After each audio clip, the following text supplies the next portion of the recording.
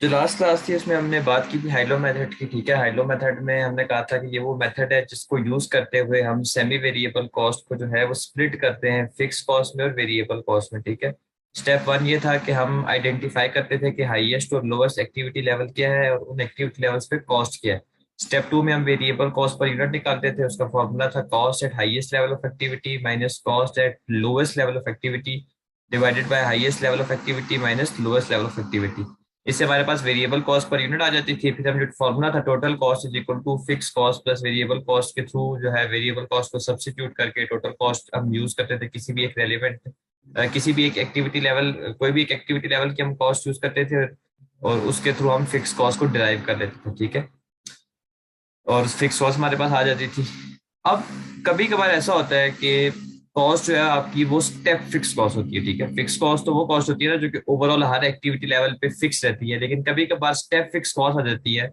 और अगर step fix cost आ जाए उस सिचुएशन में कैसे आपने हाइलो मेथड को यूज करना है कॉस्ट को डिवाइड करने के लिए फिक्स और वेरिएबल एलिमेंट में, तो उसके बारे में हम बात करते हैं। ठीक है, तो करना क्या है, पहला स्टेप जो आपने करना है इस सिचुएशन में जहां पर आपके पास स्टेप फिक्स कॉस्ट आ जाए, आपने क्या करना है, आपने वो दो एक्टिविटी लेवल्स चूज करने हैं। यानी कि आपको काफी सारे एक्टिविटी लेवल्स दिए होंगे, 3 4 5 6 7 जितने भी दिए हुए और उनकी कॉस्ट दी होगी, तो आपने वो वाले दो एक्टिविटी लेवल्स चूज करने हैं जहां पर फिक्स कॉस्ट जो है वो अनचेंज्ड रहे।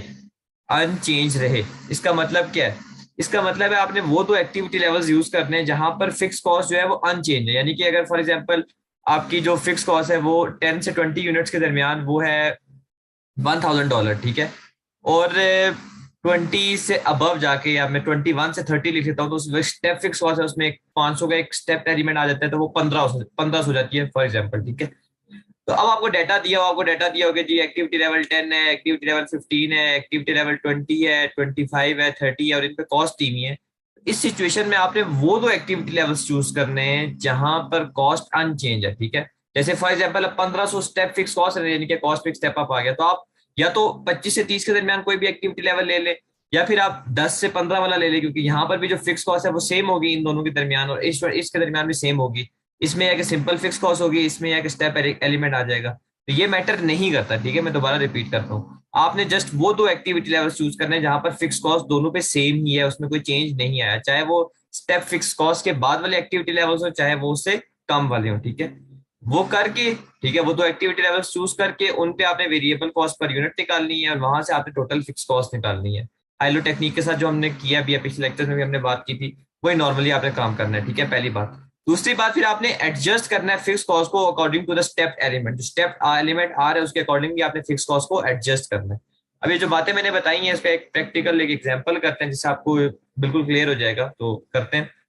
अब रिक्वायरमेंट ये है, what is the total cost eight an activity level of 5000 unit. आपने टोटल कॉस्ट निकालनी है एक्टिविटी लेवल 5000 यूनिट पे। तो टोटल कॉस्ट का फॉर्मूला आपको पता है क्या होता है, टोटल कॉस्ट होती है fix cost plus variable cost के बराबर। अब आपको डाटा दिया हुआ है, organisation as a following total cost at 3 activity levels. 3 activity levels दिए हुए, उन पे आपको डिफरेंट कॉस्ट दी हुई है। वेरिएबल कॉस्ट वो कहता है कांस्टेंट, यानी कि वो सेम रहती है। और और एक नई चीज इसमें अब आ गई है कि आपका 10% स्टेप अप आ जाता है फिक्स कॉस्ट में, कब, जब आपकी एक्टिविटी लेवल 5500 यूनिट से ज्यादा हो जाती है। जब आपकी एक्टिविटी लेवल 5500 यूनिट से ज्यादा हो जाती है तो जो आपकी फिक्स कॉस्ट है उसमें एक स्टेप अप आ जाता है। ठीक है, तो अब निकालते हैं। तो पहली चीज मैंने आपको क्या बताई थी कि आपने वो दो एक्टिविटी लेवल्स चूज करने हैं जहां पर कॉस्ट जो है वो सेम है। ठीक है, तो क्योंकि 5500 यूनिट के बाद एक स्टेप अप आ जाता है तो इसका मतलब है 5500 यूनिट से अबव जितनी भी कॉस्ट है वो स्टेप अप के एलिमेंट के साथ होगी। ठीक है, यानी कि ये जो 6000 है ये और ये जो 7000 7500 है ये, इस पे जो कॉस्ट है वो सेम ही रहेगी। ठीक है, सेम ही रहेगी क्योंकि 5500 के बाद स्टेप फिक्स आ जाती है कॉस्ट। जैसे फॉर एग्जाम्पल 100% फिक्स कॉस्ट थी तो 5500 के बाद फिक्स कॉस्ट क्या हो जाएगी, 110%। तो इन दो एक्टिविटी लेवल्स पे 6000 पे और 7500 लेवल पे फिक्स कॉस्ट सेम है, 110% है लेकिन है तो सेम ना। स्टेप अप होने के बाद तो सेम ही रह रही है। ठीक है, ये चीज आपने समझनी है। फॉर एग्जाम्पल वो कहता है कि 6500 यूनिट्स के बाद, फॉर एग्जाम्पल वो कहता है 6500 यूनिट्स के बाद कॉस्ट में एक स्टेप अप आ जाता है, तो फिर आपने ये 4000 और 6000 चूज करना था क्योंकि यहाँ पर फिक्स कॉस्ट जो है वो 100% होती है, यानी कि स्टेप अप के बगैर होती, लेकिन होती तो सेम ना दोनों एक्टिविटी लेवल्स पे। तो ये चीज मैटर करती है कि दोनों एक्टिविटी एक्टिविटी लेवल्स पे कॉस्ट का सेम होना। तो 5500 के बाद स्टेप अप आता है, तो इसका मतलब है 6000 पे भी 110% फिक्स कॉस्ट होगी, 7500 पे भी 110% फिक्स कॉस्ट होगी, ठीक है, जो भी होगी स्टेप अप के बाद होगी। अब जो है हम क्वेश्चन को करते हैं। पहला स्टेप क्या था, वेरिएबल कॉस्ट पर यूनिट निकालना। तो वेरिएबल कॉस्ट पर यूनिट अभी मैंने आपको बताया कि जो दो एक्टिविटी लेवल्स आप चूज करते हैं जहाँ पर फिक्स कॉस्ट अनचेंज रहती है, वहां पर आपने वेरिएबल कॉस्ट पर यूनिट निकालना है।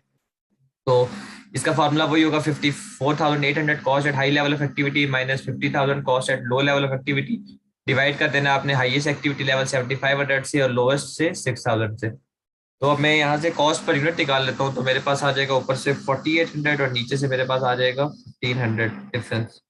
तो वेरिएबल कॉस्ट पर यूनिट मेरे पास 3.2 आ गई। अब मैं इससे फिक्स कॉस्ट निकालता हूँ, तो फिक्स कॉस्ट का फॉर्मूला क्या था, fix cost is equal to total cost minus variable cost. Variable cost के मैं फॉर्मूले को ओपन कर लेता हूँ, variable cost per unit multiply by जितने भी यूनिट्स हैं, ठीक है, एक्टिविटी लेवल या यूनिट्स एक ही बात है। फिक्स कॉस्ट मैंने निकालनी है, टोटल कॉस्ट में कोई भी ले लेता हूँ मैं, 54,800 पे ले लेता हूँ, ठीक है, यहाँ पर 54,800। तो मुझे अंदर जो लेवल है वो भी यही लेना पड़ेगा, वेरिएबल कॉस्ट पर यूनिट मैंने 3.2 निकाल लिया, और जो यूनिट्स मुझे 7500 लेने पड़ेंगे क्योंकि मैंने टोटल कॉस्ट 54,800 लिया था, और यूनिट्स तो उसके एलिमेंट ही आपने लेना है। तो 7500 में यहाँ पर अंदर ले लेता हूँ, ठीक है। अब फिक्स कॉस्ट जो है मैं इसको डिराइव कर लेता हूँ इस फॉर्मूले से, 3.2 टाइम्स 7500 से जो टोटल वेरिएबल कॉस्ट है वो 24,000 आ गई। इसमें से मैं 54,800 डिडक्ट करता हूँ, तो 30,800 मेरे पास फिक्स कॉस्ट आ गई। तो फिक्स कॉस्ट मेरे पास 30,800 है, वेरिएबल कॉस्ट पर यूनिट मेरे पास 3.2 है। अब मैंने जो कॉस्ट निकालनी है वो एक्टिविटी लेवल कितने पे निकालनी है, 5,000 यूनिट्स पे, ठीक है। अब ये जो फिक्स कॉस्ट है 30,800, ये 5,500 यूनिट से अबव की है, यानी कि जब कॉस्ट पे स्टेप अप आता है 10% का, तब जाके ये फिक्स कॉस्ट बनती है, ठीक है। तो इसका मतलब ये है कि ये 30,800 ये 110% है। 5,500 से अबव जो है उसमें स्टेप अप आ जाता है, तो 5,500 यूनिट से अबव की जो फिक्स कॉस्ट है वो 110% है। और क्योंकि मैंने डाटा यहाँ से अगला वाला लिया है, 5,500 यूनिट्स के बाद वाला लिया है, तो इसका मतलब है इसमें स्टेप एलिमेंट शामिल होगा, ठीक है। लेकिन जो मुझे रिक्वायरमेंट है उसके मुताबिक मुझे 5,000 यूनिट्स पे निकालनी है, जहां पर 5,000 यूनिट्स पे स्टेप अप नहीं आता, उधर फिक्स कॉस्ट 100% ही होगी जो होती है।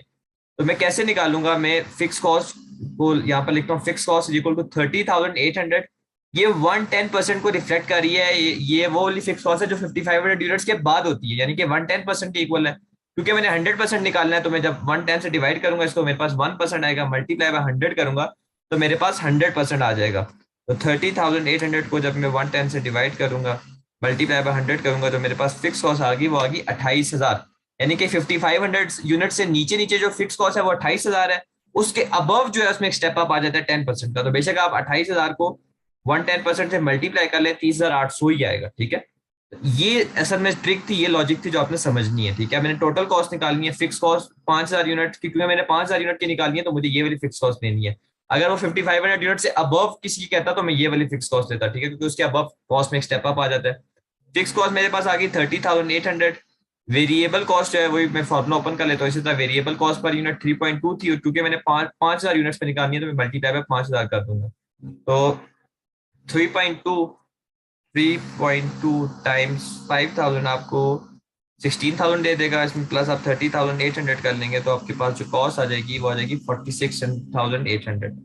46,800 आपकी टोटल कॉस्ट है 5,000 यूनिट्स पे, तो ऑप्शन डी आपका आंसर होगा। अगर यहाँ पर वो आपसे कहता है कि मुझे 6,000 यूनिट्स पे या 6,000 जो गिवन है 6,500 यूनिट्स पे बताओ, तो आपने ये वाली फिक्स कॉस्ट देनी थी, ठीक है। तो ये ऐसे जो है ना आपने चीजों को समझना है, ठीक है। अब ये होपफुली आपको क्लियर हो गया होगा, ठीक है। सिंपल सी लॉजिक है, आपने वो दो एक्टिविटी लेवल्स चूज करने, हाईएस्ट और लोएस्ट, जहां पर फिक्स कॉस्ट जो है वो अनचेंज रहती है। अब यहाँ पर अगर मैं नॉर्मली हाइलो मेथड यूज करता तो मुझे 4,000 लेना चाहिए था, लेकिन 4,000 पे फिक्स कॉस्ट 100% है, 5500 के बाद 110% हो जाती है, यानी कि हाईएस्ट 7500 पे 110% है, तो मैं ये नहीं ले सकता। मैंने वही दो लेवल्स में से चूज करना, हाईएस्ट और लोएस्ट, जहां पर फिक्स कॉस्ट अनचेंज रहती है, और अकॉर्डिंगली मैंने एडजस्टमेंट करनी है, ठीक है। ये हमने एग्जाम्पल कर ली, होपफुली ये चीज आपको क्लियर है। अच्छा, यहाँ पर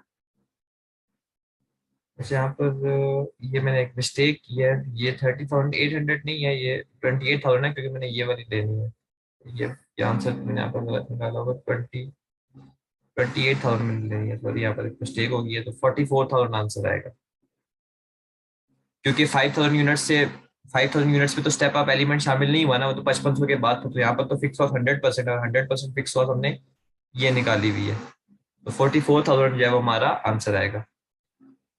अब आगे चलते हैं। अब अगर फिर अगेन हमने हाइलो मेथड यूज करना है, और अगर आपके अब वेरिएबल कॉस्ट पर यूनिट पे चेंज आ जाए, ठीक है। अब देखें यहाँ पर जो है वेरिएबल कॉस्ट पर यूनिट उसने कहा था कांस्टेंट है, सेम रहती है चाहे जो मर्जी लेवल एक्टिविटी हो, लेवल ऑफ एक्टिविटी हो, ठीक है। लेकिन यहाँ पर अब वो क्या, अब वो ऐसी सिचुएशन देगा जहां पर कुछ लेवल ऑफ एक्टिविटी के बाद आपकी वेरिएबल कॉस्ट पर यूनिट पे भी चेंज आ जाएगा। तो उस सिचुएशन में कैसे करना है तो हम उसके बारे में देखते हैं, ठीक है। तो देखो उसी तरह वही वही लॉजिक आपने इस्तेमाल करनी है। आपने वो दो लेवल ऑफ एक्टिविटीज उठाने हैं जहां पर आपकी जो वेरिएबल कॉस्ट है वो पर यूनिट वो सेम है, वो दो लेवल ऑफ एक्टिविटीज उठाने हैं। आप क्वेश्चन करते हैं, रिक्वायरमेंट है कि आपने एस्टिमेट कॉस्ट निकालनी है 450 यूनिट्स पे, ठीक है। 450 यूनिट्स पे क्या कॉस्ट होगी, ठीक है, इसके बारे में हमने बात करनी है। अब देखते हैं डाटा में दिया हुआ है। For output volumes above 350 units the variable cost per unit falls by 10%।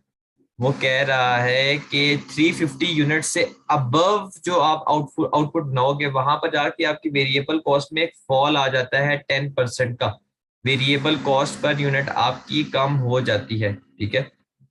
आगे उसने लिखा हुआ है कि this fall apply to all units not just the excess above 350। इसका मतलब ये है कि जब 350 यूनिट से ज्यादा आप यूनिट्स बनाते हो ना तो आपकी वेरिएबल कॉस्ट पर यूनिट कम, पर यूनिट का मतलब ये ना कि एक यूनिट की वो 10% से गिर जाती है, ठीक है। अब मैंने आइलो मेथड यूज करना है और मैंने बताना है कि 450 यूनिट्स पे क्या होगी, ठीक है। तो 350 के बाद अगर कॉस्ट में फॉल आ जाता है तो इसका मतलब है 450 यूनिट्स में भी जो वेरिएबल कॉस्ट पर यूनिट होगी वो फॉल वाली होगी, ठीक है, यानी कि 10% कम होगी। अब हम देखते हैं। अब अगेन वही लॉजिक है, आपने वो तो लेवल ऑफ एक्टिविटीज उठानी है जहां पर variable cost per unit same रहती है। 350 से अबव जो है वो तो आपकी उसमें डिक्रीज हो जाती है, यानी कि चेंज हो जाती है, यानी कि 200 और 300 ऐसे लेवल ऑफ एक्टिविटी है जहां पर variable cost per unit same ही रहती है, यानी कि 100%। इन दो पे 100% है। आफ्टर 350 जो है वो 90% हो जाती है क्योंकि उसने लिखा हुआ 10% फॉल है। तो अब मैं यही दो लेवल ऑफ एक्टिविटीज उठाऊंगा और इनसे मैं कैलकुलेशन करता हूँ। वेरिएबल कॉस्ट पर यूनिट में निकालता हूँ। 8,000 में से 7,000 निकाले, मेरे पास आ गया 1,000। और 300 माइनस 200 मेरे पास 100 आ गया। तो cost per unit, variable cost per unit मेरे पास 10 आ गई, ठीक है। यहाँ से मैं फिक्स कॉस्ट ड्राइव कर लेता हूँ। फिक्स कॉस्ट जो है टोटल कॉस्ट में ले लेता हूँ, 8,000 वाली ले लेता हूँ। 8,000 minus variable cost per unit 10 है और ये 300 मैंने यहाँ पर लेना है, तो 10 टाइम्स 300 मेरे पास आ जाएगा 3,000। 8,000 माइनस 3,000 मेरे पास फिक्स कॉस्ट आ जाएगी 5,000। फिक्स कॉस्ट आ गई 5,000। अब मैं टोटल कॉस्ट निकालता हूँ 450 यूनिट्स पे, ठीक है। 450 यूनिट्स पे मैंने टोटल कॉस्ट निकालनी है। तो total cost is equal to fix cost 5,000, वो तो सेम ही रहेगी, कहीं लिखा हुआ स्टेप एलिमेंट है या इस तरह, प्लस अब वेरिएबल कॉस्ट पर यूनिट मैंने कौन सी यूज करनी है। ये जो मैंने 10 निकाली है ये मैंने 200 और 300 यूनिट्स की बिटवीन निकाली है। तो इसका मतलब ये है कि ये 100% है। लेकिन जो मैंने कॉस्ट 450 यूनिट्स में निकालनी है तो 350 यूनिट से जब हम अबव जाते हैं तो कॉस्ट पर यूनिट हमारी 10% से डिक्रीज हो जाती है। यानी कि ये जो 10 है ये आफ्टर 350 यूनिट्स 10% से डिक्रीज हो गई, यानी कि 90% से मल्टीप्लाई करो तो कॉस्ट पर यूनिट 9 रह जाती है। तो क्योंकि 450 यूनिट्स है, 350 यूनिट से अबव एक्टिविटी लेवल है, तो इसमें कॉस्ट पर यूनिट आपकी 9 ही रहेगी। तो आपने 450 को 10 से नहीं 9 से मल्टीप्लाई करना है क्योंकि after 350 units your variable cost per unit decrease by 10%। तो यहाँ पर मैं करता हूँ इसको, ठीक है। 450 टाइम्स 9, 450 टाइम्स 9 मुझे दे देगा 4050 प्लस 5,000 में करता हूँ तो 9050। तो टोटल कॉस्ट मेरे पास 9050 आ जाएगी 450 यूनिट्स पे। 350 यूनिट से अबव उसने जितने पे भी आपको कहा टोटल कॉस्ट निकालनी है तो आपने वेरिएबल कॉस्ट पर यूनिट 90% वाली लेनी है क्योंकि 350 के बाद आपकी cost per unit, variable cost per unit में 10% का डिक्रीज आ जाता है, ठीक है, चेंज आ जाता है। अगर 350 यूनिट से पहले वाली उसने अगर कहा किसी पे भी आप टोटल कॉस्ट निकालो तो आपने 10 ही यूज करनी है क्योंकि 350 यूनिट से पहले जो कॉस्ट पर यूनिट है वो आपने निकाली थी 10 है। आफ्टर 350 यूनिट्स जो है वो 10% डिक्रीज हो जाती है, यानी कि कॉस्ट पर यूनिट 10 से 9 चली जाती है। तो उसमें आपने आफ्टर वाली कैलकुलेशन में आफ्टर 350 यूनिट्स में आपने 9 वाला लेना है डाटा, ठीक है। ऐसे आपने इसको डील करना है। यहाँ पर इन्होंने किया हुआ है, ठीक है। अब एक और इन्होंने एग्जांपल दी है, इसमें उन्होंने क्या क्या रिक्वायरमेंट पूछी हुई है। Calculate the estimated cost of producing 100 units in 2014। 2014 में आपने 100 यूनिट्स बनाने की कॉस्ट निकालनी है, ठीक है। आपको डाटा दिया हुआ है 2013 का, डिफरेंट आउटपुट लेवल्स हैं, उनकी डिफरेंट कॉस्ट है। अब वो कहता है जब आपके आउटपुट लेवल 80 यूनिट से ज्यादा हो जाता है, 80 यूनिट से ज्यादा हो जाता है तो आपको एक और फैक्ट्री यूनिट या आपको एक additional warehouse, additional store लेना पड़ेगा और फिक्स कॉस्ट जो है आपकी 100% से इंक्रीज हो जाएगी। यानी कि फिक्स कॉस्ट जो है आपकी 100% से इंक्रीज होने का मतलब है डबल हो जाएगी। 100% से इंक्रीज होकर कितनी हो जाएगी, 100% थी आपकी, और 100% से इंक्रीज होकर 200% हो जाएगी, यानी कि डबल हो जाएगी। ठीक है, तो 80 यूनिट से अबव अगर आपके पास आ गए तो आपकी कॉस्ट डबल हो जाएगी, फिक्स कॉस्ट। ठीक है, यानी एक स्टेप अप एलिमेंट आ गया ना, फिक्स कॉस्ट डबल होगी, एक स्टेप अप आ गया 100% का। और उसने कहा है कि जो वेरिएबल कॉस्ट पर यूनिट है आपकी, वो भी 2014 में 10% से राइज करेगी। अब हमारे पास डाटा 2013 का है, इसे हम जब वेरिएबल कॉस्ट पर यूनिट निकालेंगे तो ये 2013 की निकलेगी, और हमें पता है 2014 में जो वेरिएबल कॉस्ट पर यूनिट है वो 10% से इंक्रीज कर जाएगी, तो मैंने उसमें इंक्रीज भी शामिल करना है, मैंने उसमें इंक्रीज भी शामिल करना है। ठीक है, अब मैं निकालता हूँ। अब यहाँ पर मैं हाईएस्ट और लोएस्ट एक्टिविटी लेवल ले सकता हूँ, क्योंकि 80 यूनिट्स के बाद जो है स्टेप फिक्स कॉस्ट आती है, तो मतलब ये सारा डाटा 80 यूनिट से पहले वाला दिया हुआ है, तो इसका मतलब है इसमें कॉस्ट वही फिक्स होगी, 100% ही रहेगी। तो हाईएस्ट लेवल मुझे 50 नजर आ रहा है, लोएस्ट मुझे 26 नजर आ रहा है, उन पे कॉस्ट मुझे नजर आ रही है। वेरिएबल कॉस्ट पर यूनिट में निकाल लेता हूँ। ठीक है, 7310 हाईएस्ट पे कॉस्ट है, एंड देन आपकी 6566 लोएस्ट पे कॉस्ट है। रेलिवेंट एक्टिविटी लेवल्स 50 माइनस 26 है। इसे वेरिएबल कॉस्ट पर यूनिट में निकाल लेता हूँ। 7310 माइनस 6566 मुझे दे रहा है 744, इसको डिवाइड कर दूंगा 24 से, मेरे पास आ जाएगी cost per unit 31। Variable cost per unit 31 आ गई। मैं फिक्स कॉस्ट निकाल लेता हूँ। ठीक है, fix cost is equal to total cost में 7310 ले लेता हूँ highest, minus variable cost. Variable cost को ओपन करो तो variable cost per unit multiply by number of units, क्योंकि मैंने 7310 लिया हुआ है तो मुझे उसके जो है कॉरिस्पॉन्डिंग एक्टिविटी लेवल भी लेना पड़ेगा, जो कि है 50। तो 31 टाइम्स 50 मुझे दे देगा 1550 माइनस 7310, तो 5760 मेरी फिक्स कॉस्ट आ गई। 5760 मेरे पास फिक्स कॉस्ट आ गई। अब जो मेरी रिक्वायरमेंट है, मैंने टोटल कॉस्ट निकालनी है 100 यूनिट्स पे, यानी कि जो मैंने टोटल कॉस्ट निकालनी है वो मैंने 100 यूनिट्स पे निकालनी है, और मुझे पता है कि 80 यूनिट्स के बाद आपकी जो है आपको एक एडिशनल वेयर हाउस चाहिए होता है, तो आपकी फिक्स कॉस्ट 100% से इंक्रीज हो जाती है। यानी कि 5760 अगर थी तो 100% से इंक्रीज हो जाएगी, यानी कि डबल हो जाएगी। 5760 से, ये देखिए उसने ये नहीं लिखा हुआ कि 100% है, उसने लिखा हुआ कि इंक्रीज बाय 100%। तो 5760 प्लस 5760 आपको दे देगा 11520। तो फिक्स कॉस्ट आपके पास आ जाएगी, मैं चले यहाँ पर लिख देता हूँ 5760 मल्टीप्लाई बाय 2। ठीक है, या 5760 प्लस 5760 का 100% अगेन 5760 ही आता है, तो अगेन वही बात है, एक ही बात है। Plus variable cost per unit जो है वो 10% से राइज हो जाएगी 2014 में। 2013 की अगर 31 है तो 10% से मैं इसको राइज कर देता हूँ, यानी कि 31 का 110% निकाल लेता हूँ। तो 31 का 110% मेरे पास आता है 34.1। मैं यहाँ पर लिख भी देता हूँ 31 का 110%। 34.1 मेरे पास वेरिएबल कॉस्ट पर यूनिट आ गई, और मैंने 100 यूनिट्स पे निकालना है, तो मैं इसको मल्टीप्लाई बाय 100 कर दूंगा। तो 34.1 टाइम्स 100 से मुझे वेरिएबल कॉस्ट पर यूनिट आ जाएगी, मेरी आ जाएगी 3410, प्लस जो फिक्स कॉस्ट है वो डबल हो जाएगी 5760 टाइम्स 2, 11520 आ गई। तो 11520 प्लस 3410 आपको दे देगा 14930। तो टोटल कॉस्ट आपकी आ गई वो 14930 आ गई। ठीक है, अगर वो आपसे 70 यूनिट्स पे कहता तो इसका मतलब है आपकी फिक्स कॉस्ट 5760 ही रहती है, क्योंकि 80 यूनिट्स के बाद वो डबल हो जाती है, इंक्रीज बाय 100% हो जाती है। ठीक है, और 2014 में उसने बताया हुआ था कि वेरिएबल कॉस्ट 10% से राइज करेगी। ये 2013 का डाटा है, तो इसका मतलब है 2013 की वेरिएबल कॉस्ट पर यूनिट के मुकाबले में 10% का राइज आएगा। ठीक है, तो ऐसे जो है आपका क्वेश्चन डन हो गया है। तो ये कॉन्सेप्ट आपने यूज करना है, कॉन्सेप्ट आपको पता हो, लॉजिक आपको पता हो, तो जिस मर्जी एक्टिविटी लेवल वो आपको दे दे तो आप निकाल सकते हैं। ठीक है, अब उसने बताया हुआ advantages and limitation of high-low method के फायदे क्या और लिमिटेशंस क्या हैं, लिमिटेशंस काइंड ऑफ डिसएडवांटेज को कहते हैं। सबसे पहली उसने देखें एडवांटेज जो हाइलो मेथड है उसने बताया हुआ है कि इजी टू यूज है, आराम सुकून से आप समझ भी सकते हैं और इस्तेमाल भी कर सकते हैं। हालांकि ठीक है, इस्तेमाल इजी टू यूज भी है और अंडरस्टैंडेबल भी है। ठीक है, लिमिटेशंस क्या है, यानी कि कुछ प्रॉब्लम्स आप कह सकते हैं। पहला, it relies on historical cost data and assumes this data can reliably predict future cost. कोई भी ऐसी टेक्निक जो कि पास्ट एस्टिमेशन की बेस पे फ्यूचर को प्रिडिक्ट करती है, ये इसकी लिमिटेशन है, क्योंकि it is not necessary that you know the past data is showing, the past pattern is showing what you are going to achieve in future. आपके पास करंट दौर में सबसे बेस्ट एग्जांपल कोविड की है। 2019 में जिन लोगों ने 2020 की फोरकास्ट की होगी नॉर्मल सर्कमस्टांसेस में, क्या आपको लगता है 2020 में वही चीजें होंगी? नहीं, मार्केट इफेक्ट होगी थी, ठीक है, सेल्स नहीं थी, मतलब जो फोरकास्ट थी वो तो सत्यानाश हो गई थी, बिल्कुल किसी की भी मैच नहीं की होगी।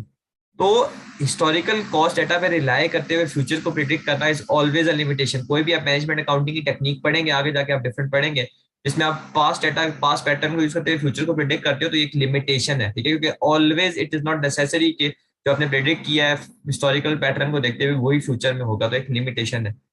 It assumes that activity levels are only factor affecting cost. ये एज्यूम करता है कि सिर्फ एक्टिविटी लेवल यानी कि यूनिट्स के इंक्रीज और डिक्रीज उनसे कॉस्ट पे इफेक्ट पड़ेगा, ठीक है। हालांकि रियल लाइफ में ऐसा नहीं होता, ठीक है। कॉस्ट जो है वो हो सकता है मतलब एक्टिविटी लेवल आपकी बढ़ रही हो, कॉस्ट हो सकता है आपकी कम हो रही हो, जैसे आपको सप्लायर ने डिस्काउंट दे रही हो, मतलब एक्टिविटी लेवल बढ़ है ना, लेकिन सप्लायर के डिस्काउंट की वजह से कॉस्ट कम होगी होगी, ठीक है। आपको कैसा बल्क डिस्काउंट मिल गया हो, अच्छा डिस्काउंट मिल गया हो, तो कॉस्ट पे इफेक्ट पड़ सकता है। तो सिर्फ एक्टिविटी लेवल की चेंज उनसे कॉस्ट इफेक्ट नहीं होती। उस फिर उसने कहा है ये दो वैल्यूज यूज करती है, हाईएस्ट एंड लोएस्ट, और इन वैल्यूज में डिस्टॉर्शन आ सकती है। क्यों? कभी कभार रैंडम वेरिएशन आने की वजह से। फॉर एग्जाम्पल कभी कभार ऐसी रैंडम वेरिएशन आ जाए, ठीक है, फॉर एग्जाम्पल जैसे यहाँ पर अब उसने ये कहा था कि सिर्फ एक्टिविटी लेवल्स जो है उससे कॉस्ट को फर्क नहीं पड़ता। फॉर एग्जाम्पल आपकी 15 यूनिट्स एक्टिविटी लेवल थे, तो मटेरियल जो आपको मिला था उस वक्त टू का $10 का मिला था। फॉर एग्जाम्पल 30 यूनिट्स पे आपको मटेरियल सस्ता हो गया, 8 का मिल रहा है, एट पर यूनिट मिल रहा है, 7 पर यूनिट मिल रहा है। तो सिर्फ एक्टिविटी लेवल के इंक्रीज और डिक्रीज होने तो कॉस्ट को फर्क नहीं पड़ता ना, काफी एक्स्ट्रा फैक्टर्स भी होते हैं, एक्सटर्नल फैक्टर्स भी होते हैं। अब रैंडम डिस्टॉर्शन कैसे आ सकती है? फॉर एग्जाम्पल ये 50 यूनिट्स है, यहाँ पर 7,310 आपकी कॉस्ट थी। अब फॉर एग्जाम्पल मार्केट बैठ गई, मटेरियल सस्ता हो गया, बहुत सस्ता हो गया, 50% से भी प्राइस गिर गई, ये 7,310 की जगह जो है आपकी ये 6,000 कॉस्ट बच गई। यानी कि 50 यूनिट्स पे आपको सिर्फ 6,000 का मटेरियल मिला था, क्योंकि जब 50 यूनिट तक आप पहुंचे तो चीजें सस्ती हो गई थी, फॉर एग्जाम्पल एक्सटर्नल चेंजेस की वजह से, फॉर एनी रीजन। अब जब आप यहाँ पर 6,000 यूज करोगे तो आपका आंसर तो माइनस में आ जाएगा ना, आपका आंसर माइनस में आ जाएगा। तो कभी कभार ऐसा हो सकता है कि रैंडमली ये वेरिएशन आ सकती है, ठीक है, ये कोई कोई कंसिस्टेंट नहीं होती, कभी कभार आ सकती है, मे हैव अकर्ड, जिनकी वजह से डिस्टॉर्शन आ सकती है। और अगेन बल्क डिस्काउंट की वजह से भी वो कॉस्ट पे इफेक्ट पड़ता है, तो ये मैंने वही चीज बात करके, ठीक है। तो ये थे एडवांटेजेस और लिमिटेशन ऑफ हाइलो मेथड, ठीक है। और इसके साथ जो हमारा हाइलो मेथड वाला टॉपिक है वो फिनिश हो गया।